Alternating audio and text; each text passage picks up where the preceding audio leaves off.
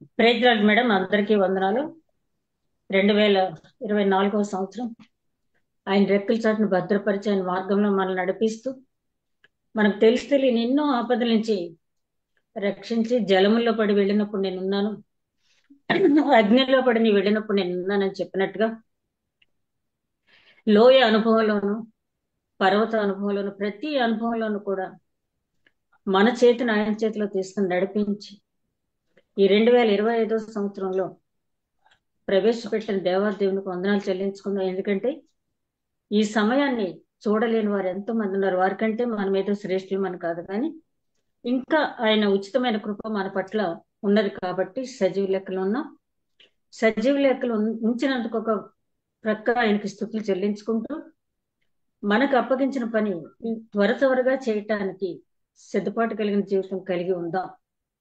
ఈ రోజు మూలవాక్యం చూస్తే హెబ్రీలు రాసిన పత్రిక, అపోస్తలుడైన పౌలు హెబ్రీలకు రాసిన పత్రిక 1వ అధ్యాయం 3వ వచనం. హెబ్రీలు రాసిన పత్రిక 1వ అధ్యాయం 3వ వచనం. ఆయన దేవుని మహిమ యొక్క తేజస్సును, ఆయన తత్వం యొక్క మూర్తిమత్వమై ఉండి తన మహత్వ గల మాటల చేత సమస్తమును నిర్వహించుచు పాపముల విషయంలో శుద్ధీకరణ తానే చేసి దేవదూతల కంటే ఎంత శ్రేష్టమైన నామమును పొందెనో వారికంటే అంత శ్రేష్ఠుడై ఉన్నత లోకమందు మహామహుడగు దేవుని కుడిపార్శ్వమున కూర్చుండెను. ప్రేమ మడని మా తండ్రి, ఇంతవరకు క్షేమంగా కాపాడిన పరమృష్గా మరొక్కసారి నాయన చిన్న మందగా ఈ జూమ్ మీటింగ్ ద్వారా కలిసిన అవకాశం మాకు ఇచ్చినందుకు వందనాలు తండ్రి. మేమేమై ఉన్నామో కేవలం మీద నీ ఉచితమైన కృపల్లో విన్నాను తండ్రి. నీ బిడ్డ జ్యోతి గారికి నాయన నీవు ఇచ్చిన ప్రేరణను బట్టి ఈ జూమ్ మీటింగ్ ఏర్పాటు చేసి అనేకులకు సువార్త ప్రకటించగలిగే కృప నీవు అనుగ్రహించినందుకు వందనాలు. దయగల మా ప్రభ, ఇక్కడ చేరున్న చిన్న మందను భయపడకమని చెప్పిన ప్రకారం మాతో మాట్లాడండి, నడిపించండి. వాక్యం ధ్యానించబోతూ ఉంటుండగా నన్ను వరుగుపరిచి మీరే సమస్త ఘనత మహిమ ప్రభావాలు పొందమని, కార్యాంతమని నేను బహుగా స్తుతించుకునే భాగ్యం దయచమని, ఏ రకమైన అవాంతరం లేకుండా నీ కాపుదల ఉంచమని మా ప్రభువును నీ ప్రియ కుమారుడైన యేసుక్రీస్తు ద్వారా వేడుకుంటున్నాం తండ్రి. ఆమేన్. మరొకసారి దేవునికి వందనాలు. మీ అందరికీ న్యూ ఇయర్ గ్రీటింగ్స్ అండి. మరి 2025లో హెబ్రీలకు రాసిన పత్రిక ధ్యానించడం అనేది ఎందుకో చాలా సంతోషంగా నాకు అనిపించింది. ఎందుకంటే పౌలు గారు ఈ పత్రిక హెబ్రీలకు రాసేటప్పుడు ఎట్లాంటి పరిస్థితులు ఉన్నాయో ప్రస్తుతానికంటే అవే పరిస్థితులు కాకపోయినా అట్లాంటి పరిస్థితులు ప్రస్తుత ప్రపంచంలో ఉన్నాయి కాబట్టి ఒక విశ్వాసగా మనం సువార్త ప్రకటించేటప్పుడు అనేక ప్రశ్నలు, అనేక ఛాలెంజెస్ మనకి ఎదురవుతూ ఉన్నప్పుడు దేవుని సహాయంతో పౌలు గారు ఎట్లాగైతే పరిష్కరించుకుంటూ వెళ్ళి తన తుది రక్తపు బిందు చిందే వరకు కూడా దేవుడు తనకు అప్పగించిన పని అధికారులు ఎదుట, రాజులు ఎదుట, ప్రధానులు ఎదుట నేను నిలువబెట్టుకునే సాధనం అని చెప్పి ఛాలెంజ్ చేసి యేసుక్రీస్తు పౌలు గారి గురించి చెప్పిన మాట అవును నిజమే అన్నట్టుగా పౌలు గారు చేయగలిగారు.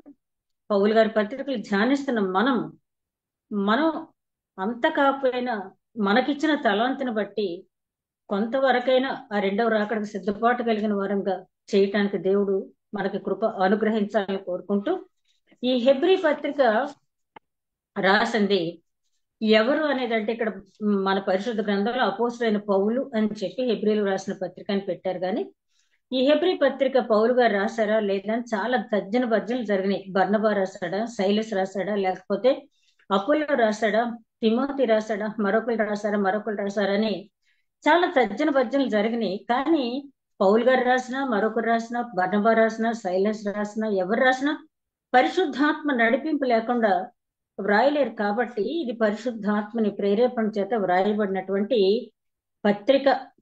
13 అధ్యాయాలు ఉంది. ఇది పత్రిక అనేకంటే ఒక గ్రంథంగానే దీన్ని మనం పేర్కోవచ్చు.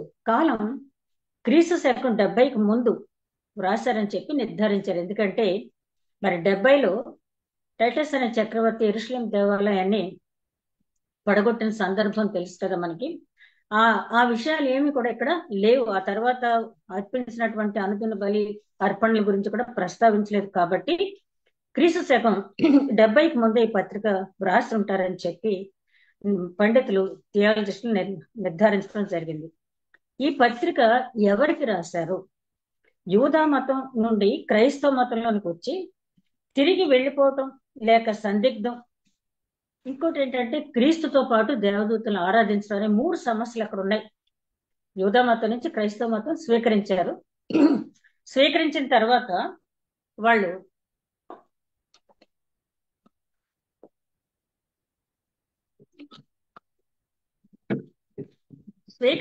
వాళ్ళకి సందిగ్ధ అవస్థలో పడ్డారు. ఏంటంటే చాలా శ్రమలు ఎదురైనాయి వాళ్ళకి. రోమిలకు రాసిన పత్రికలు మనం చూసాం కదా, విపరీతమైన శ్రమలు. ఎందుకంటే చక్రవర్తిని దేవుడుగా పూజించాలని, చక్రవర్తిని కాకుండా మరి ఎవరిని పూజించిన శిరచ్ఛేదనం జరుగుతుందని చెప్పి ప్రకటించబడినటువంటి రోజులు అవి.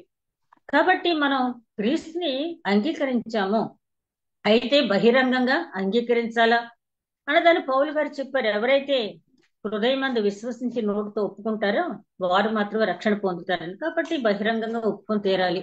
బహిరంగంగా ఒప్పుకొని తీరితే వాళ్ళ జీవితాలు ఏమవుతాయని ఒక భయం. ఆ తర్వాత ఇంకొక సమస్య ఏంటంటే వాళ్ళకి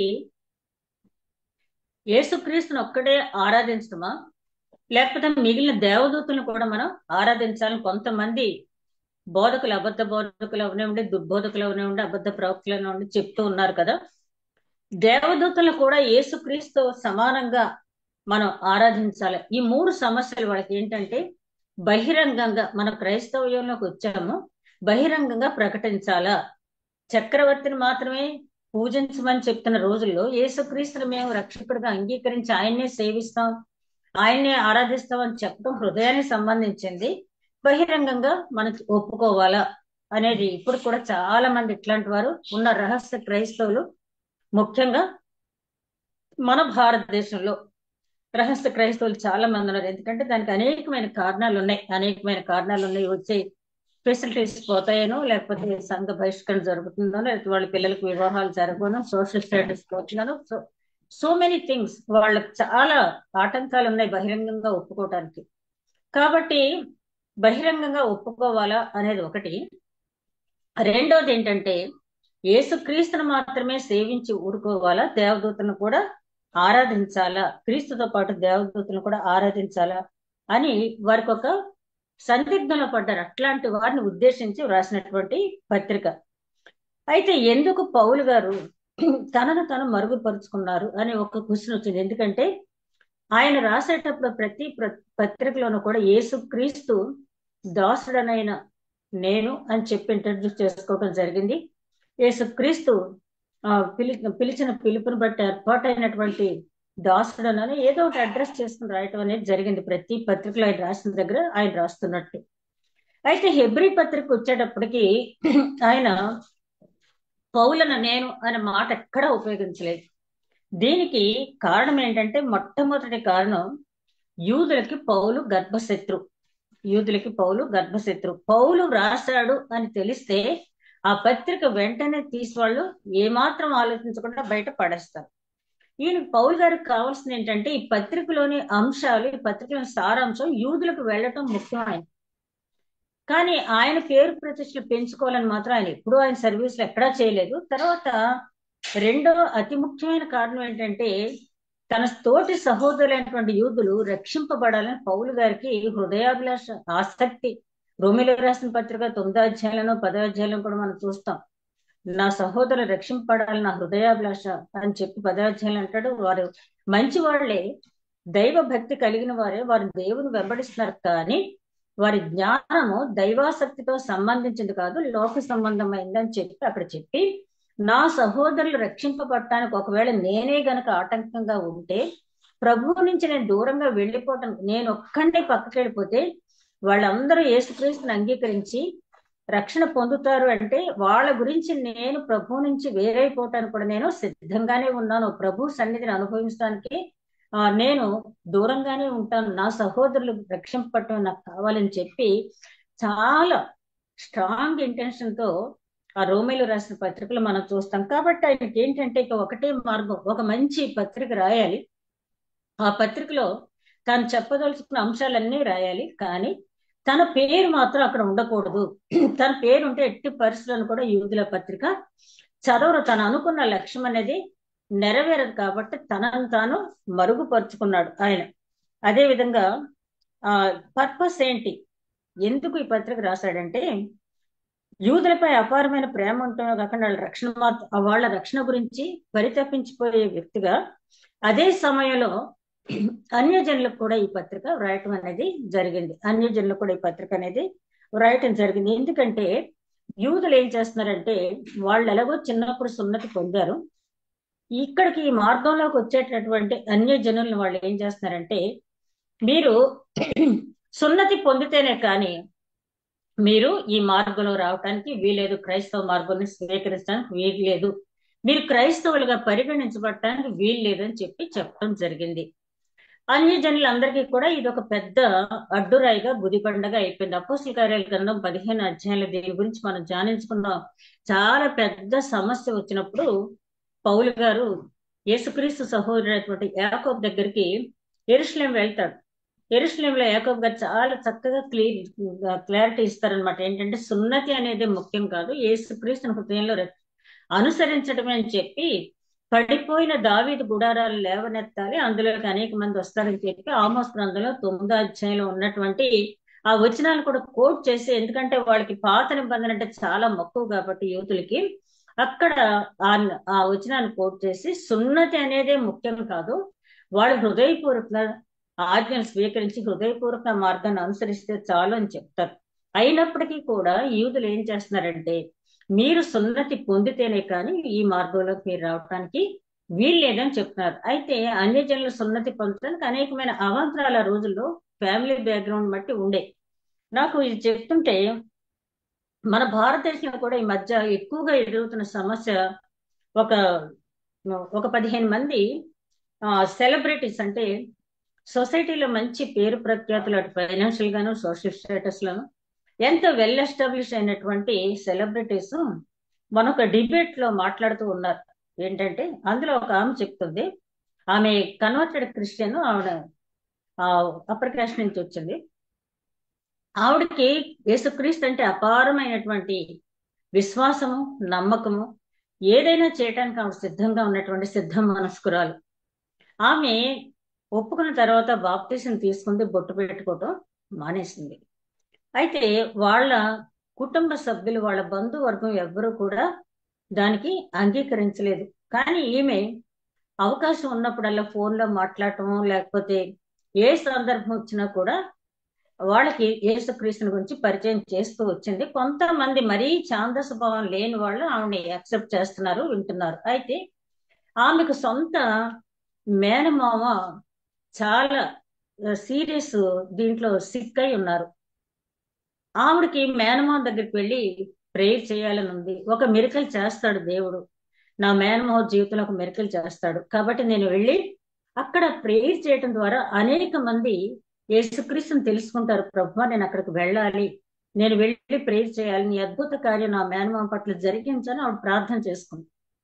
అయితే అక్కడ వచ్చిన చిక్కల్లో ఏంటంటే, ఆమెని రావటానికి వాళ్ళు ఒకే అభ్యంతరం పెట్టారు, నువ్వు వచ్చి ప్రేయర్ చేస్తే మాకు అభ్యంతరం లేదు, కానీ నువ్వు బొట్టు పెట్టుకోకుండా వస్తే మాత్రం నిన్ను మా గుమ్మలోకి రానివ్వని చెప్పన్నారు.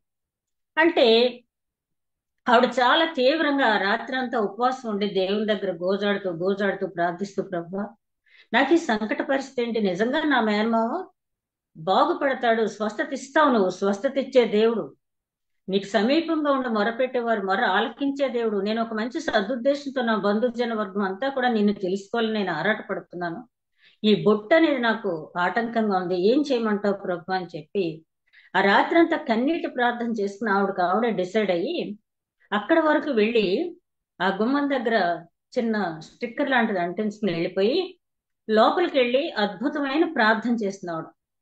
చేసిన తర్వాత ఈవినింగ్ ఆవిడ ఉన్నప్పుడే వాళ్ళ మేనమామకి స్వస్థత కలిగింది. అందరూ కూడా అబ్బో, యేసుక్రీస్తు ప్రార్థన అంటే ఎంత పవర్ఫుల్ గా ఉంటుందా, ఎంత అసలు ఈయనప్పుడప్పుడే లేచి తిరగటం కూడా లేవటం కూడా అనుమానమే, మంచానికే ఇదైపోతారని చెప్పి అనుకున్న వ్యక్తి లేచి కూర్చుని నాకు భోజనం పెట్టండి అని చెప్పి మరీ తింటున్నాడు. కాబట్టి యేసుక్రీస్తు మహాదేవుడు, ఆయన దగ్గర స్వస్థత ఉంది, రక్షణ ఉందని చెప్పి వాళ్ళు విశ్వసించారు. విశ్వసించిన తర్వాత ఆవిడ్ని సువార్త చెప్పమన్నారు. చెప్పింది. ఇంటికి వచ్చిన తర్వాత మళ్ళీ బొట్టు తీసేసి, ప్రభువా, నీ దృష్టిలో నేను తప్పు చేస్తుంటే నన్ను క్షమించు, నీ దృష్టిలో నేను తప్పు చేస్తుంటే నన్ను క్షమించు, నా బంధువర్గం అంతా కూడా నీ వైపు చూడాలి. వాళ్ళు నిజంగా హృదయపూర్వకంగా నిన్ను అంగీకరించినప్పుడు వాళ్ళు పెట్టుకోరు, నన్ను పెట్టుకోవద్దని చెప్తారు. కానీ వాళ్ళకి అర్థమయ్యే వరకు నేను ఈ పని చేయవలసి వచ్చింది, నన్ను క్షమించని ప్రార్థన చేసుకున్నట్టు ఆవిడ కన్నీటితో సాక్ష్యం ఇస్తూ ఉంది. అట్లాంటి సాక్ష్యాలు నేను ఆ రోజు చాలా విన్నాను. నిజమే, ఈవేళ భారతదేశంలో చాలా ఇది ఒక పెద్ద సమస్య అయింది. అందుకనే పౌలు గారు ఏమంటారంటే, నేను గ్రీసు దేశస్తుని రప్పించుకోవటానికి గ్రీసు దేశస్తుగా ఉన్నాను, అన్యుడిని రప్పించుకోవటానికి అన్యుడిగా ఉన్నాను. ఏదైతే ఏంటి వాళ్ళని నా దగ్గరికి రప్పించుకోవటమే నా ముఖ్య ఉద్దేశం అని చెప్పి పౌలు గారు అన్నారు. అదే నాకు గుర్తొచ్చింది ఆవిడ చెప్తూ ఉన్నప్పుడు. నిజమే, దీని గురించి మరి ఏదన్నా ఉన్నత స్థాయిలో చర్చించి, ఎందుకంటే వాళ్ళు దేవుణ్ణి తెలుసుకున్న తర్వాత మనం పెట్టుకోమన్నా పెట్టుకోరు, ఎలాగో తీసేస్తారు. కానీ అది ముందుగా ఫస్ట్ గా మనం అది పెట్టేటప్పటికి వాళ్ళు రావటానికి, దేవుని గురించి ప్రచురణ చేయటానికి, బహిరంగంగా ప్రార్థించుకోవటానికి కూడా చాలా అభ్యంతరాలు ఉన్నాయి ఇప్పుడు. అందుకనే చాలా మంది రోమన్ క్యాథలిక్ చర్చికి వెళ్తున్నారు. విశ్వసించిన వాళ్ళు కూడా ఏంటంటే వాళ్ళు ఆ నిబంధన పెట్టలేదు, అక్కడ బొట్టు తీసేయమన్న నిబంధన పెట్టలేదు రోమన్ క్యాథలిక్. కాబట్టి చాలా మంది అక్కడికి వెళ్తున్నారు. కానీ విచారకరమైన విషయం ఏంటంటే, రోమన్ క్యాథలిక్ వాళ్ళు ఇంకా పాత పద్ధతిలోనే ఆ పూజా ద్రవ్యాలు వేయటం, తర్వాత పర్గటరీలో ఉన్న ఆత్మల గురించి ప్రార్థించడం, ఇంకా టెడ్జలు మార్టిన్ లూథర్ సంస్కరణ చేయకముందు ఎట్లాంటి పరిస్థితి ఉందో ఇంకా ఆ పరిస్థితుల్లోనే చాలా మంది కొనసాగుతున్నారు. నేను ఈ మధ్య ఒక 4 ప్రేయర్స్ కి ఆర్సీఎం వాళ్ళు కండక్ట్ చేసిన ప్రేయర్స్ కంటే మా బంధువర్గంలో ఉన్న ఆర్సీఎం వాళ్ళ ప్రేయర్స్ వెళ్ళాను. నేను చాలా బాధపడ్డాను. వాడు మాట్లాడిన తర్వాత ఫాదర్స్ ఎదురుగుండానే చెప్పాను, ఒక వ్యక్తి చనిపోయిన తర్వాత ఒక ఇంచు కూడా అతని ఆత్మ స్థితి మనం మార్చలేం కదా, మీరు ఎందుకు ఇట్లాంటి బోధలు చేస్తున్నారని చెప్పి. కానీ జనం ఏంటంటే యేసుక్రీస్తు నమ్ముకుంటున్నారు, ఆరాధన చెయ్యాలి, వాక్యం వినాలి, ప్రార్థించాలి అని చర్చికి వెళ్ళాలని ఉంటుంది. కానీ ఆ బొట్టు తీసేయటం అనేది వాళ్ళకి చాలా ఇబ్బందిగా ఉంది. ఇక్కడ కూడా ఈ వీళ్ళ గురించి నేను చదువుతుంటే ఆవిడ చెప్పినటువంటి టెస్ట్ మనీ అనేది నాకు ఆ ఆ ఇబ్బంది అనేది, ఆవిడ వచ్చినటువంటి సాక్ష్యం గురించి ఆవిడ వచ్చినటువంటి ఆ సాక్ష్యం నేను నిజమే, ఒకేసారి మార్పు సమాజంలో వచ్చేయాలంటే రాదు. కాబట్టి పౌలు గారు, అందుకనే పేతురు గారు కూడా కుడి చేయి ఇచ్చి అంటే ప్రోత్సహించి నువ్వు అన్యజనులకి బోధించు అని చెప్పి పంపించడం జరిగింది. అన్యజనుల నాడి పౌలు గారు పట్టుకున్నంతగా మరొకడు పట్టుకోలేరని పేతురు గారు కూడా తెలుసు.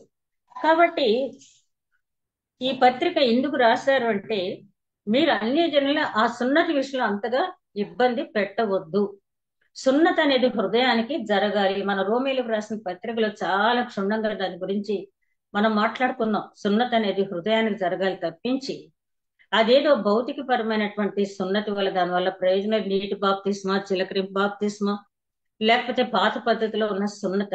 మనం గమనించినట్లయితే ఇశ్రాయేలీలు అందరూ కూడా సున్నతి చేసుకున్న తరువాతే వాళ్ళు ఆకాన్ అనే వ్యక్తి ఆ నిషిద్ధమైన వస్తువును దాచిపెట్టి వంశాన్ని కూడా పోగొట్టుకున్నాడు. ఎందుకంటే అతని హృదయాన్ని సున్నతి జరగల.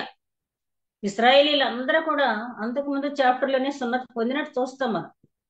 ఆ సున్నతి పొందారు, ఎరికో గోడల్ని పడగొట్టారు, దాన్ని వశం చేసుకున్నారు. కానీ వాళ్ళ హృదయాన్ని వాళ్ళు స్వాధీనపరచుకోలేకపోయారు. కాబట్టి వెంటనే వాళ్ళకి ఏమైందంటే ఆశ, లోక సంబంధమైన ఆశ, అది పోవాలి అంటే చిలకరింపు బాప్తిస్మా, ముంచుడు బాప్తిస్మా, మరొక బాప్తిస్మా సున్నతి అని కాదు, కానీ హృదయానికి సున్నతి. అందుకని యెషయా గ్రంథంలో అంటాడు, ఆయన అనేక మంది హృదయాలను చిలకరించును అంటాడు. హృదయాలను చిలకరించడం అంటే వాక్యం ద్వారా ఆ మార్పు అనేది రావాలి, రూపాంతరం చెందినటువంటి మనస్సు అని చెప్పి అంటాం కదా.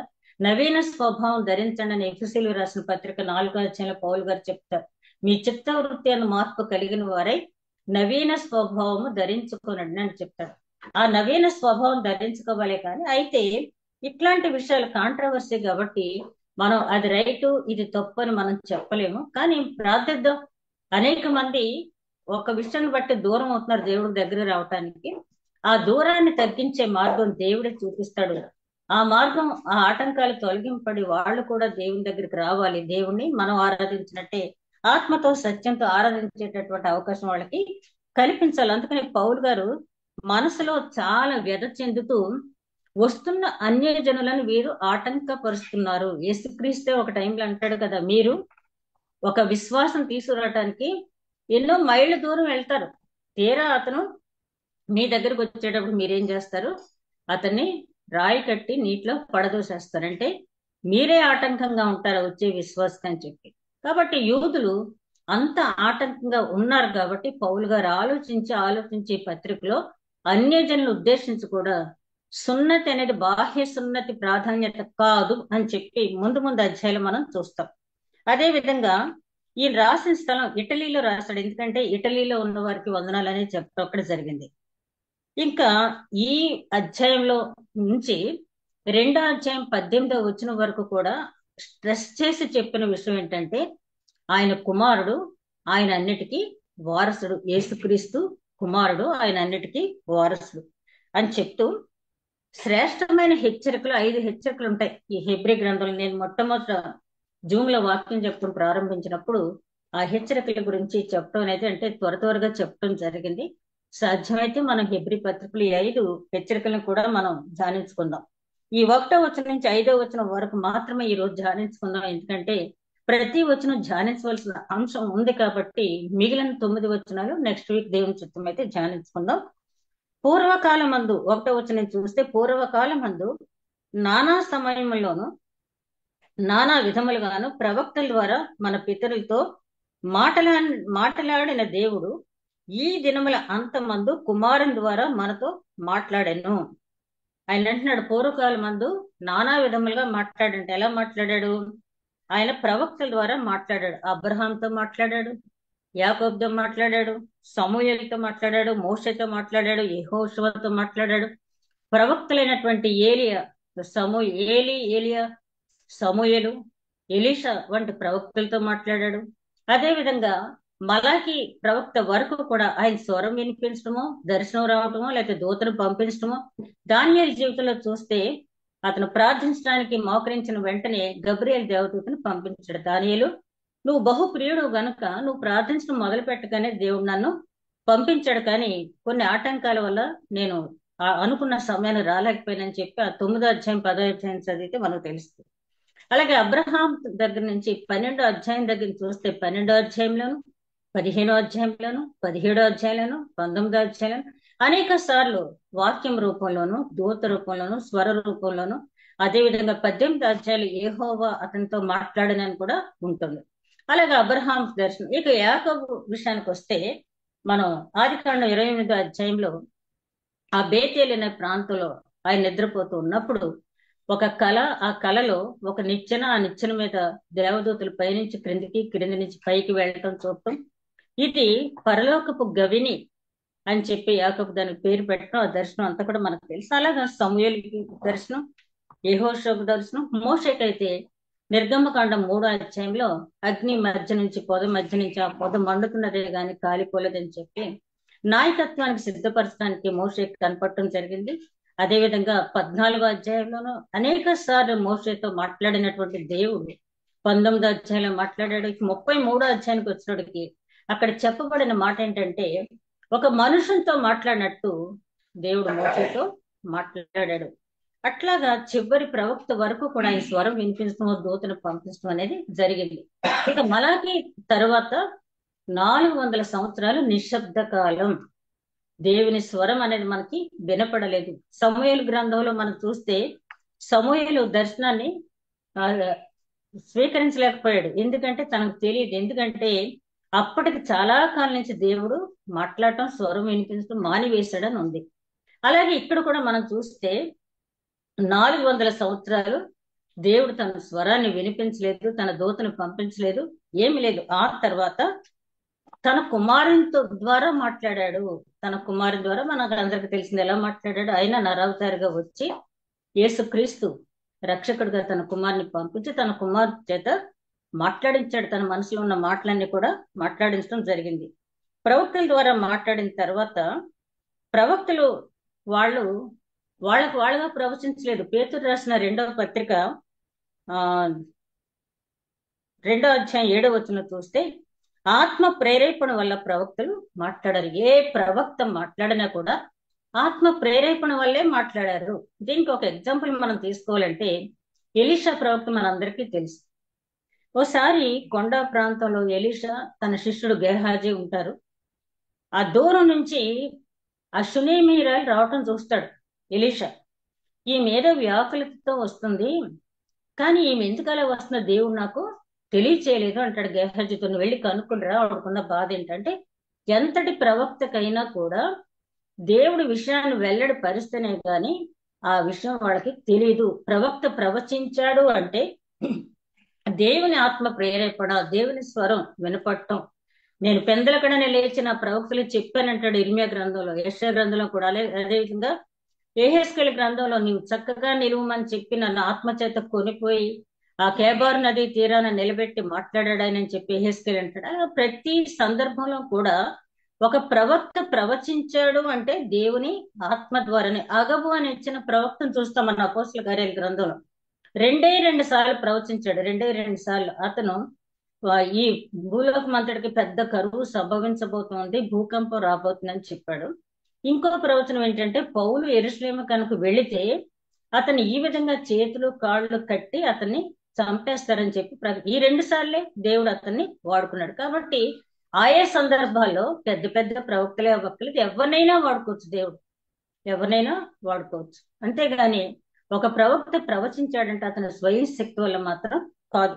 అదే విధంగా తిమోతి రాసిన 2వ పత్రిక 3వ అధ్యాయం 16వ వచనంలో చూస్తే దైవావేశం వలన కలిగినవి అంటాడు. లేఖనాలన్నీ కూడా దైవావేశం వల్ల కలిగినవే తప్పించి ఒక వ్యక్తి మనుష్యత్వం వల్ల రాసినవి కాదు అంటాడు. కాబట్టి ప్రవక్తల గురించి చెప్తూ ఎందుకు చెప్తున్నాడు అంటే ఇక్కడ ప్రవక్తల కంటే యేసుక్రీస్తు గొప్పవాడు, ప్రవక్తల కంటే యేసుక్రీస్తు గొప్పవాడని చెప్పడానికి చెప్పాడు. అదే విధంగా ఆయన అన్నిటికీ వారసుడు, ఆయన అన్నిటికీ వారసుడు. రెండో అంశం చెప్పదలుచుకున్నది ఏంటంటే ఆయన అన్నిటికీ వారసుడు. ఈ వారసత్వం ఎలాగంట, ఒక కుమారుడికి ఆస్తి రావాలంటే తండ్రి పేరున ఉన్న ఆస్తి కుమారుడికి వీళ్ళు అంటాం కదా, వీలునామా రాస్తే తప్పించి రాదు. ఆ వీలునామా రాస్తేనే ఆ కుమారుడికి తండ్రి స్వార్జితం అనేది దక్కుతుంది. తండ్రి రాకపోయినా తాత సంపాదించిన ఆస్తి ఏమంటే మనడు దక్కుద్ది, అది వేరే సంగతి అనుకోండి.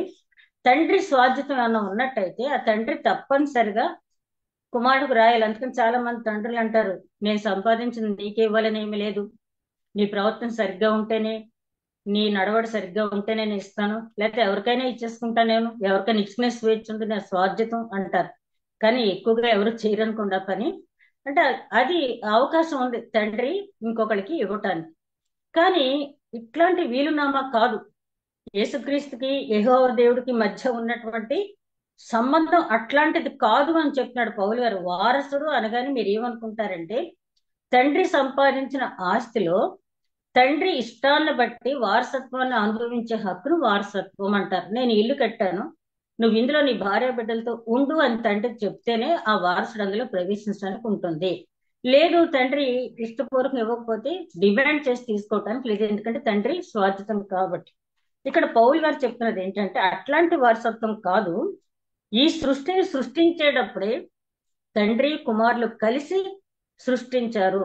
ఈ సృష్టిని సృష్టించేటప్పుడే తండ్రి కుమార పరిశుద్ధాత్మ ముగ్గురు ఉన్నారు సృష్టిని సృష్టించినప్పుడు. ఇందులో ఒకళ్ళకు ఒకళ్ళు వీలునామా రాసుకోవటం కానీ ఒకరికొకరు అధికార ప్రదానం చేసుకోవటం అనే సమస్య లేదు. త్రిత్వ దేవుడు అనే మాట చక్కగా వివరిస్తున్నాడు ఇక్కడైనా. కాబట్టి ఈ వారసత్వం అనేది ఎవరో ఇస్తే కాదు, ఆయన స్వయంగా కలిగి ఉన్నాడు అని చెప్తూ వీలునామా ద్వారా వచ్చే వారసత్వం కాదు, నరావతారిగా రాకపూర్వమే ఆయన ఉన్నాడు అని చెప్తూ యోహాను సువార్త అంటే చాలా రిఫరెన్స్లు ఉన్నాయి, ముఖ్యమైన రిఫరెన్స్ మాత్రమే రాస్తాను వారసత్వం గురించి. యోహాను సువార్త 17వ అధ్యాయం 5వ వచనం తర్వాత మీరు చూడండి, అక్కడ అంటాడు, తండ్రి లోకము పుట్టక మునిపే నీ యొద్ద మహిమలో ఏ మహిమలో ఉన్నానో ఆ మహిమతో నన్ను ఇప్పుడు నీ యొద్ద మహిమపరచుము. ఎప్పుడు చేస్తాడు ఇది? ఇంటర్సెసరీ ప్రేయర్ అంటాం కదా, గొప్ప ప్రార్థన, విజ్ఞాపన ప్రార్థన. శిలువ మరణం పొందే ముందు 17 అధ్యాయంలో చేసినటువంటి ప్రార్థన చాలా గొప్ప ప్రార్థన యోహాను సువార్తలో. ఎందుకంటే ఒక కలవరం, ఆయన వెళ్ళిపోతున్నాడు, ఇంకా పని ఇంకా ఉంది, ఈ పని గురించి ఎవరికి అప్పచెప్పాలి, దేవుణ్ణి ఏం అడగాలి, ఒక కలవరపాటు. అప్పుడు ఏమంటున్నాడంటే తండ్రి నేను నీ దగ్గర ఉన్నప్పుడు నాకు ఏ మహిమ అయితే ఉందో ఇప్పుడు నన్ను మళ్ళీ ఆ మహిమతో నింపు. అదే కల్వరి మహిమ, అదే కల్వరి మహిమ, సిలువలో మహిమ అదే. నువ్వు ఆ మహిమతో నింపు. అందుకని పునరుత్థానమైనటువంటి యేసుక్రీస్తు మగ్దలేనే మరియ దగ్గరికి వెళ్తే నన్ను తాకకు, నేను ఇంకా తండ్రి దగ్గరికి వెళ్ళవలసి ఉంది, మహిమ పొందవలసి ఉందంటే మహిమాన్వితుడే లేచాడు, కానీ ఆ తండ్రి అభిషేకం చేత మళ్ళీ ఆ మహిమ ఆయన పొందాలి, కాబట్టి నన్ను తాకొద్దని చెప్పంటాడు. అంటే దీంట్లో కూడా ఒక కాంట్రవర్సీ ఏంటంటే, ఆ సెంట్ అదే థామస్ ని నా దగ్గరికి రా, నన్ను ముట్టుకొని నా గాయాల్లో వేలు పెట్టు చూడు అంటాడు. అక్కడ మగ్దలేని మరియని ఎందుకు వద్దన్నాడు ఆయన, ఇక్కడ థామస్ ని ఎందుకు కావాలి అనుకున్నాడు అంటే, ఒక ఆ, ఆత్మను పోగొట్టుకోవటం ఆయనకి ఇష్టం లేనప్పుడు దేనికైనా చాకని సిద్ధపడతాడు ఆయన. అక్కడ మగ్దలేని మరి ఆరాధించడానికి దగ్గరికి వస్తుంది కాబట్టి దాన్ని అంటే ఎందుకు చెప్తున్నానంటే, ఇట్లాంటి ప్రశ్నలు కూడా అడుగుతారు. ఏ మహిమ ఆడవాళ్ళు ముట్టుకుంటేనే పోద్దా, మగవాళ్ళు ముట్టుకుంటే పోదా? మగ్దలేని మరియని నివారించినటువంటి యేసుక్రీస్తు తోమాని దగ్గరకు వచ్చి ముట్టుకోమని ఎట్లా పిలిచాడు అని చెప్పంటారు. దానికి సమాధానం అంటే మనం అన్ని ఇంటర్ప్రిటేట్ చేయలేం, కానీ మీ ఆలోచనలు ఆలోచనలు వంటివి కాదు, మీ తలంపులు నా తలంపులు వంటివి కాదు. ఆకాశమునకు భూమికి ఎంత వ్యత్యాసం ఉందో అంత వ్యత్యాసం ఉందంటాడు యెషయా గ్రంథంలో 55వ అధ్యాయంలో. కాబట్టి మనం పూర్తిగా వాటిని మనం అర్థం చేసుకోలేం. ఆయన అంటున్నాడు, ఇక్కడ నేను ఉంటాను కానీ ఆ మహిమ కనపరచు, ఎందుకంటే ఆ మహిమ కనపరిచినట్లయితే ఈ భూమి మీద నుంచి నేను ఇంకా నీ దగ్గరకు రాకముందే అనేక మంది నీ శిష్యులుగా రావటానికి అవకాశం ఉంది. ఇప్పటి వరకు కేవలం మనుషులుగానే ఉన్నాను. ఆ మహిమతో నువ్వు నింపినప్పుడు, అంటే ఎప్పుడు నింపాడు ఆయన్ని? 5వ మాట తర్వాత ఆ మహిమతో ఆయన నింపటం అనేది జరిగింది. ఆ మహిమతో నింపబడినప్పుడు అనేక మంది నా వైపు చూస్తారు, నన్ను చూసిన వాళ్ళు నిన్ను చూసినట్టే, కాబట్టి ఆ మహిమతో నన్ను నింపు అంటాడు. అందుకని కొలసీలు రాసిన పత్రిక 1వ అధ్యాయం 17వ వచనంలో మనం చూసినట్టయితే, కొలసీలు రాసిన పత్రిక 1వ అధ్యాయం 17వ వచనంలో ఆయన చెప్తున్నటువంటి మాటను మనం జాగ్రత్తగా పరిశీలించినట్టయితే, అంటే ఆయనకు ఉన్నటువంటి అధికారం ఎట్లాంటిది అనేది ఆయన చక్కగా అక్కడ వివరించడం అనేది జరిగింది. 17వ వచనం, ఆయన అన్నిటికంటే ముందుగా ఉన్నవాడు, ఆయనే సమస్తమునకు ఆధారభూతుడు, సంఘము అను శరీరమునకు ఆయనే శిరస్సు, ఆయనకు అన్నింటిలో ప్రాముఖ్యత కలుగు నిమిత్తము ఆయన ఆది అయి ఉండి అన్నింటిలో ప్రాముఖ్యత కలుగు నిమిత్తము ఆయన ఆది అయి ఉండి మృతులలో నుండి లేచుటలో ఆది సంభూతుడాయను. ఆయన యందు సర్వ సంపూర్ణత నివసింపవలనని ఆయన శిలువ రక్తం చేత సంధి చేసి ఆయన ద్వారా సమస్తమును, అవి భూలోకమందువైనను పరలోకమందువైనను, వాటన్నిటి మీద ఆయన ద్వారా తనతో సమాధాన పరుచుకోవాలను అని తండ్రి అభీష్టమైన చాలా క్లియర్ గా చెప్పాడు ఇక్కడ పౌలు గారు. ఏంటంటే, ఈ లోకంలో ఉన్నది ఏది కూడా అది క్రీస్తుడు కాదు అంటానికి లేదు. ఆయన ఆది సంభూతుడు, ప్రతిదీ సృష్టించినప్పుడు ఆయన ఉన్నాడు, సర్వము ఆయనకి లోబర్చాడు తన తండ్రి, కాబట్టి ఆయనకు అన్నిటి మీద అధికారం ఉంది. ఎవరైనా సరే తన దగ్గరికి రావాలంటే, అందుకని మనం ప్రార్థన చేసినప్పుడు మా ప్రభువును నీ ప్రియ కుమారుడైన యేసుక్రీస్తు ద్వారా అని చెప్పి అంటాం, లేకపోతే అంగీకారం అనేది ఉండదు. కాబట్టి అంటే ఎవరు దేవునితో తండ్రితో సంధి చేసుకోవాలన్నా కుమారుని ద్వారానే వెళ్ళాలి. అంటే కుమారునికి అంత సర్వాధికారం ఇచ్చాడు. ఎందుకు ఈ మాట పదే పౌలు గారి పత్రికలో చెప్తున్నారంటే, వాళ్ళు క్రీస్తు వేరు, యెహోవా దేవుడుకున్న శక్తి వేరు, క్రీస్తుకున్న శక్తి వేరు అని ఒక రాంగ్ కాన్సెప్ట్ లో ఉన్నారు. రెండోది, క్రీస్తు దేవదూతలు ఒక్కటే అన్న కాన్సెప్ట్ లో ఉన్నారు. మూడోది, ద్వితీయోపదేశకాండం 18వ అధ్యాయం 18, 19 వచనాల్లో నా వంటి ప్రవక్తను పంపిస్తారన్నాడు దేవుడు అని చెప్పాను, మోషే చెప్పాడు. కాబట్టి ఈయన ద్వితీయోపదేశకాండంలో చెప్పినటువంటి, మోషేతో చెప్పినటువంటి ప్రవక్త మాత్రమే ఈయన అని చెప్పి వాళ్ళు తక్కువగా చూస్తున్నారు. అందుకని పౌలు గారి పత్రికలో ఎక్కువగా స్ట్రెస్ చేసి చెప్పింది ఏంటంటే, ఈయన కుమారుడు, అన్నిటికీ వారసుడు, వారసత్వం అనేది ఒకరిస్తే వచ్చేది కాదు, ఆయన హక్కు కలిగి ఉన్నాడు. రెండోది, సర్వం మీద ఆధిపత్యం తండ్రి ఆయనకి ఎప్పుడో ఇచ్చేశాడు. ఎవరైనా సరే సంధి చేసుకోవాలంటే ఆయన ద్వారా, త్రూ ద ప్రాపర్ ఛానల్ అంటాం కదా, ఆ ప్రాపర్ ఛానల్ అనేది యేసుక్రీస్తు మాత్రమే. మీరు దేవదూతుల ద్వారా వెళ్ళినా ఎవరి ద్వారా వెళ్ళినా పని జరగదని చెప్పినాడు. ఆయన అన్నిటికంటే ముందు ఉన్నవాడు, అన్నిటికీ ఆధారభూతుడు ఆయన అని చెప్పి చాలా స్పష్టంగా ఈ పత్రికలో ఆయన చెప్తూ ఉన్నాడు. అదే విధంగా మూడో అంశానికి వస్తే, దేవుని మహిమ తేజస్సు. ఇక్కడ 2వ వచనంలో మనం చూస్తాం కదా, 3వ వచనంలో ఆయన దేవుని మహిమ యొక్క తేజస్సును ఆయన తత్వం యొక్క మూర్తిమత్వంనై ఉండి, అంటే దేవుల్లో ఉన్న తేజస్ అంతా కూడా, ఆ సమీపింపరాని తేజస్ అంతా కూడా క్రీస్తు కలిగి ఉన్నాడు. అయితే ఫిలిప్పీలు రాసిన పత్రిక 2 అధ్యాయం 5 వచనం నుంచి చివరి వరకు మనం చూస్తే అక్కడ ఏముంటదంటే, తనను తాను రిక్తులుగా చేసుకుని దాసుని రూపం దాల్చి వచ్చంటే ఆ మహిమను విడిచిపెట్టి నరావతారికైనా రావటం అనేది జరిగింది.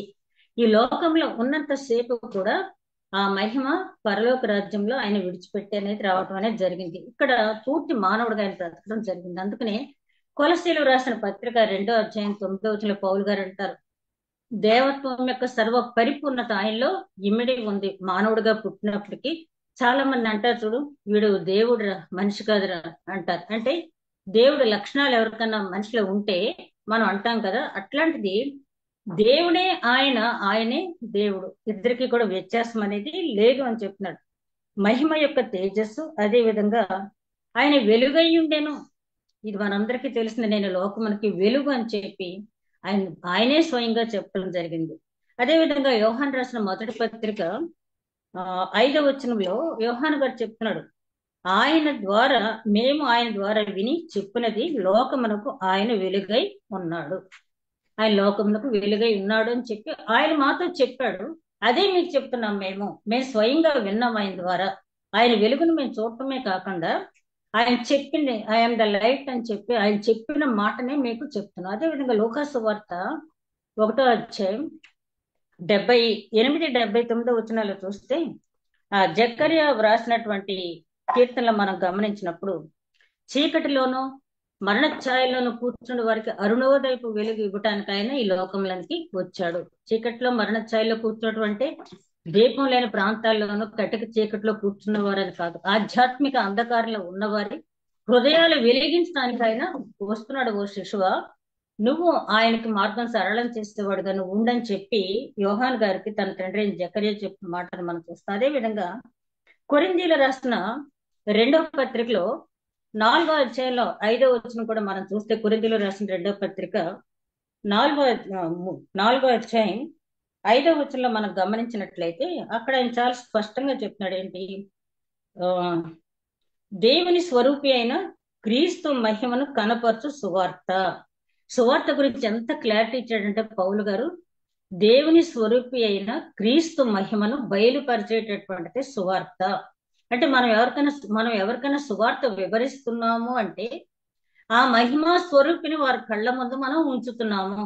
సువార్త మనం బాగా వివరించగలిగినట్లయితే ఆ మహిమా స్వరూపి అయినటువంటి తండ్రిని, కుమారుని మనం ఆయన ముందు ఉంచుతున్నాం. కాబట్టి ఆ తర్వాత కంటిన్యూషన్ లో చూస్తే అక్కడ ఆయన అంటాడు పౌలు గారు, మేము సువార్త అందరికీ ప్రకటిస్తున్నాము, మా హృదయాలు వెలిగింపబడినాయి ఆ సువార్త ద్వారా, మేము ఇతరుల హృదయాలు వెలిగించాలని చెప్పి సువార్త ప్రకటిస్తున్నాం. కానీ ఈ లోక సంబంధమైన యుగ దేవత వారి మనోనేత్రములకు గురుడితనం కలుగు చేయటం వల్ల ఆ సువార్త అందవలసిన రీతిలో అందట్లేదు, పొందవలసిన రక్షణ వారికి దూరం అవుతుందని చెప్పి చెప్పడం అనేది జరిగింది. అదే విధంగా ఆయన చెప్తున్నటువంటి మాట, ఆకాశ మండలంలో నిర్వహణలో ఆయన మనం కొలసీలు రాసిన పత్రిక తర్వాత మీరు ఆ 1వ అధ్యాయం చివరి వరకు చూస్తే సమస్తమును ఆయన మహత్తు గల మాటల చేత నిర్వహించాడు. మహత్తు గల మాటలంటే ఆదికాండం 1వ అధ్యాయం చూస్తే కలుగును గాక అనగానే కలిగిందంటే ఆ మాటలో అంత మహత్వ, ఆ శక్తి ఉంది. దావీదు కీర్తనలు అంటాడు, ఆయన స్వరం వినగానే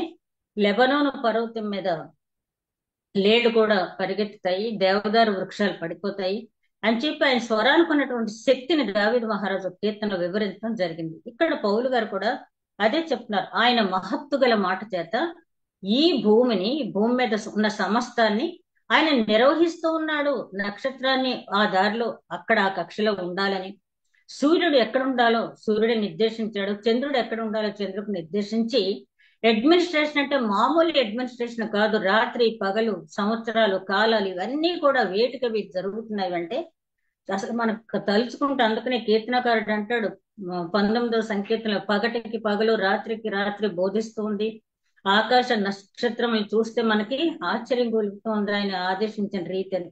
అదేవిధంగా రోమిలి రాసిన పత్రిక 1వ అధ్యాయంలో చివరి వచనాల్లో పౌలు గారు అంటాడు, ఆయన చేసిన సృష్టిని చూస్తే మనం అర్థం చేసుకోవచ్చు. ఆ సృష్టిని సరిగ్గా పరిశీలించక ఆయన లేడనేవారు చాలా మంది ఉన్నారు. కానీ ఆ సృష్టిని పరిశీలించినప్పుడు ఎంత గొప్ప మహాశక్తి గల దేవుడు ఈయనని చెప్పి మనం ఒప్పుకుంటాము. పౌలు గారు ఎంత ప్రయాసపడుతున్నారంటే యూదులకి ఈ మాట చెప్పడానికి. ఆయన వారసుడు. ఎట్లాంటి వారసుడు అంటే ఆయన ఒకరిచ్చే వారసత్వం తీసుకోవటం కాదు, హక్కు కలిగినటువంటి వారసుడు. అదే విధంగా ప్రవక్తల కంటే గొప్పవాడు. మూడో పాయింట్కి వచ్చాడు. ఇక్కడేమో తేజో సంబంధమైన మహిమ కలిగిన వాడు, దేవుని యొక్క తత్వంతో కూడినటువంటి మూర్తిమత్వము. వీడిదంతా కూడా నాన్ ఫిలాసఫీరా. చదువుకున్న వాళ్ళు అయితే ఏమంటారంటే వీడిదంతా చేస్తలేడు బుద్ధి, వీడి మనసు అంతా కూడా నానేరా అని చెప్పి అంటారు. తత్వం యొక్క మూర్తిమత్వము అంటే పర్సనాలిటీ అంటే మన అందరికి అక్కడ అంతా ఎడ్యుకేటెడే కాబట్టి పర్సనాలిటీ గురించి నేను వివరించక్కల. తెలియని వాళ్ళు అయితే పర్సనాలిటీ అనగానే శరీర సౌష్ఠవం అనుకుంటారు. మనందరికీ తెలుసు పర్సనాలిటీ అంటే వ్యక్తిత్వం, మూర్తిమత్వం. ఆ మూర్తిమత్వం అంతా కూడా యేసుక్రీస్తు మూర్తిమత్వంతో ఎవరిదో కాదు బాబు, అదంతా కూడా తండ్రిదే అని పౌలు గారు చెప్తున్నారు. ఎవరికి?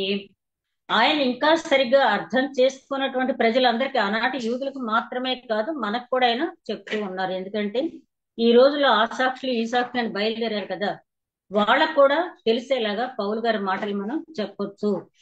ఆ తండ్రి యొక్క తత్వము మూర్తిమత్వము. ఆ మూర్తిమత్వం ఏంటి అంటే నిర్గమకాండ 34వ అధ్యాయం 5వ వచనంలో చూస్తే, నిన్ను చూడాలని నాకు ఉంది అని చెప్పి మోషే అన్నప్పుడు, ఏ నరుడు నన్ను చూసి బ్రతకలేడు గాని నేను నీ ముందు నుంచి వెళ్తాన బండ సందులను చూడమని ఆయన నామం ప్రకటించాడు. ఆయన నామంలో ఏముంది? దయ, కనికరము, దీర్ఘశాంతము, అత్యంత కృపా సమృద్ధి.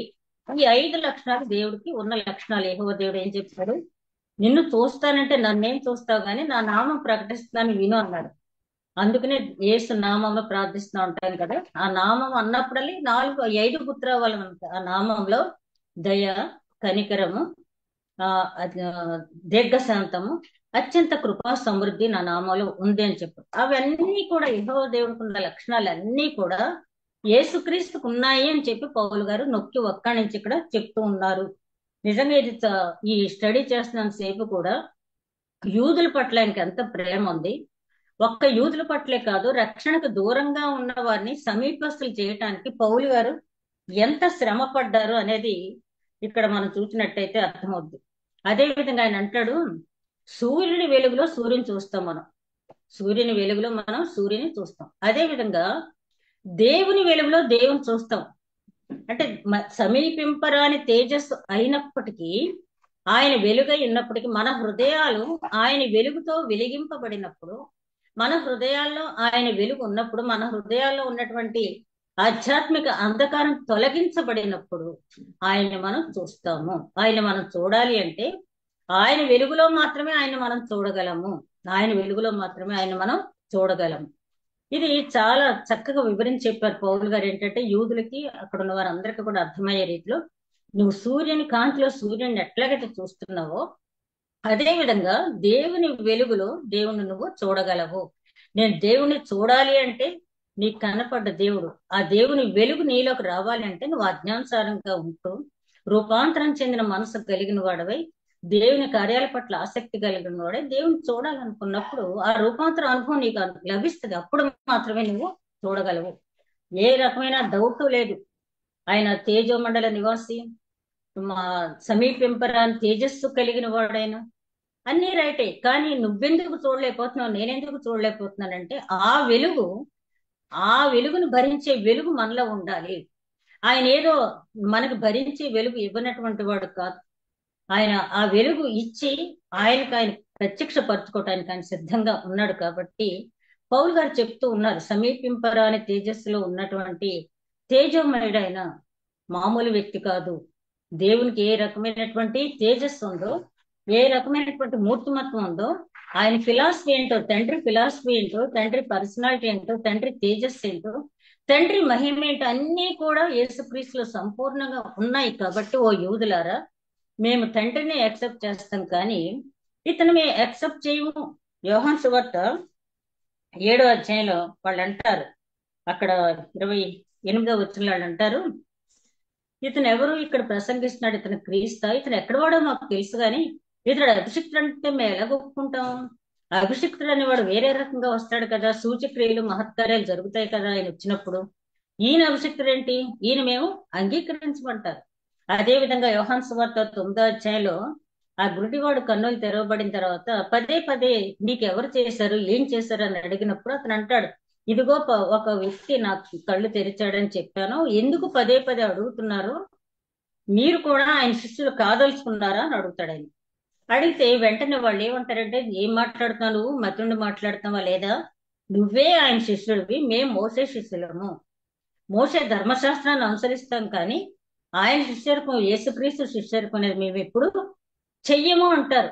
అప్పుడు ఆయన ఎవరో మీకు తెలియకపోవడం ఇది చాలా ఆశ్చర్యంగా ఉందంటాడు ఆ గుడ్డివాడు. అంటే మీరు నిత్యము దేవాలయంలో ఉంటున్నారు, దేవుని వాక్యం చెప్తున్నారు, ప్రజలకి ధర్మశాస్త్రం బోధిస్తూ ఉన్నారు, ప్రవచనాలు చెప్తూ ఉన్నారు, లేఖనాలు చెప్తూ ఉన్నారు, మీకు మెస్సేజ్ గురించి తెలియకపోవటం ఏంటి? ఇది చాలా ఆశ్చర్యంగా ఉంది. అంటే ఆయనే మెస్సేజ్ అని చెప్పే ధైర్యం లేక అతనికి మీకు తెలియకపోవడం చాలా ఆశ్చర్యంగా ఉంది.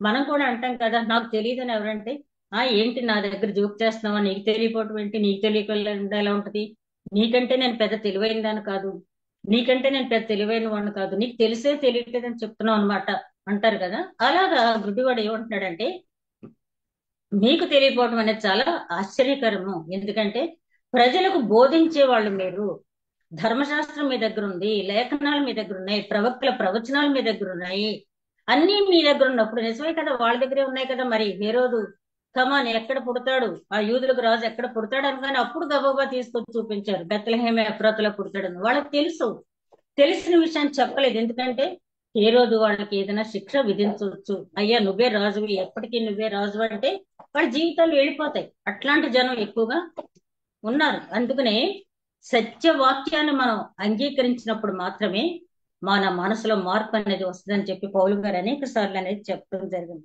అదే విధంగా ఇక 4వ పాయింట్కి వచ్చేటప్పటికి, ప్రవక్తల కంటే దేవదూతుల కంటే ఘనుడు ఎవరు కూడా నేను దేవుని కుమారుని అని చెప్పుకోవటానికి వీల్లేదంటాడు పౌలు గారు. ఎందుకంటే ఎప్పుడో మీ అందరికీ దావీదు అంటే చాలా ఇష్టం కదా. మరి క్రీస్తు పుట్టడానికి 700 సంవత్సరాలు 1000 సంవత్సరాల పూర్వమే దావీదు రాసిన కీర్తనలో ఏమంటాడు, నీవు నా కుమారుడు, నేను నిన్ను కని ఉన్నాను అన్నాడు దావీదుతో దేవుడు. అదే విధంగా సమూయేలు 2వ గ్రంథం 7వ అధ్యాయం 14వ వచనంలో నిత్యము నీ సింహాసనం మీద కూర్చుండే సంతానాన్ని నీకు అనుగ్రహిస్తాను, అతడు నాకు కుమారుడై ఉంటాడు, నేను అతనికి తండ్రినై ఉంటానని చెప్పాడు కదా. ఎవరి గురించి చెప్పాడు? సొలొమోనుతో మొదలు పెట్టాడు, కానీ అక్కడ ఎవరి గురించి చెప్పాడు అంటే నిత్యము శాశ్వతమైన రాజు ఎవరు, సింహాసనం మీద, దావీదు సింహాసనం మీద కూర్చుండే రాజు ఎవరు అని చెప్పి దావీదుకు వెల్లడి చేశాడు. అందుకని 110వ సంకీర్తన నా ప్రభు అని చెప్పి సంబోధించడం జరిగింది.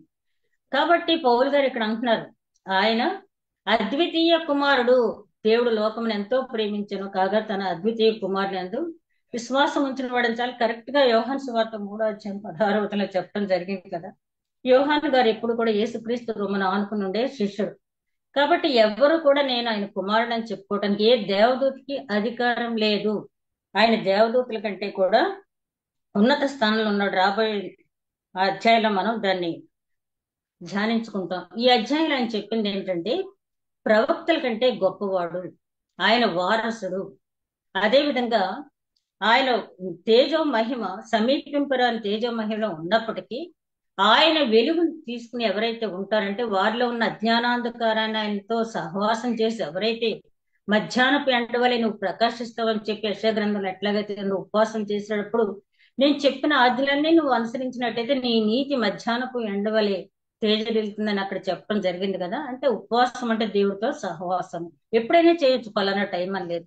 ఎప్పుడైతే దేవునితో సహవాసం చేసి ప్రభువా నాలో ఉన్న అజ్ఞానాంధకారాన్ని తొలగించి, అదే కదా తరతరాల నుంచి మరి ఎంతో మంది చేస్తున్న ప్రార్థన, అసతోమ సద్గమయ, తమసోమ జ్యోతిర్గమయ, మృత్యోమ అమృతంగమయ అని చేసే ప్రార్థనలో ముఖ్యంగా నాలో ఉన్నటువంటి అజ్ఞానాంధకారం, తమసోమ జ్యోతిర్గమయ, నాలో ఉన్న అజ్ఞానాంధకారాన్ని తొలగించి నన్ను వెలుగుతో నింపు అని చెప్పి ప్రార్థిస్తున్నారే తప్పించి ఆ వెలుగు ఇచ్చేవారు ఎవరని తెలియక ఇంకా వెంపర్లాడుతూనే ఉన్నారు, ఇంకా వెతుకుతూనే ఉన్నారు. మనకు ఆ సమస్య లేదు.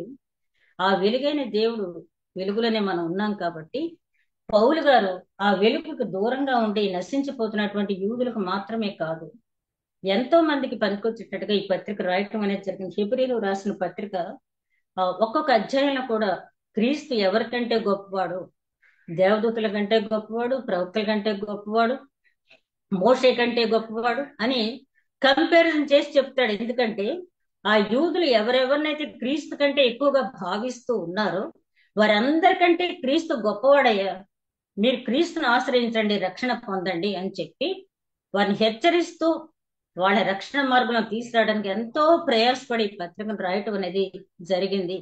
ఆయన పేరును కూడా ఎస్టాబ్లిష్ చేసుకోకుండా, ఆయన ఎక్స్పోజ్ చేసుకోకుండా, కేవలము ప్రేమ అంటే ఇదే కదా, ప్రేమ అన్ని దోషాలను కప్పుతుంది. యూదులు పౌలు గారిని చంపేయాలని చూశారు, అయినప్పటికీ కూడా పౌలు గారు ఏం కోరుకుంటున్నాడు, వాళ్ళు రక్షింపబడాలని. మనం కూడా అనేక సంఘటనలు ఎదుర్కొంటున్నాం. ఈ న్యూ ఇయర్స్ డే తీసుకోవాల్సిన తీర్మానం ఏంటంటే, ఎన్ని అవమానాలు ఎన్ని హింసలు మనకు ఎదురైనా కూడా రక్షణ సువార్త ప్రకటిద్దాం.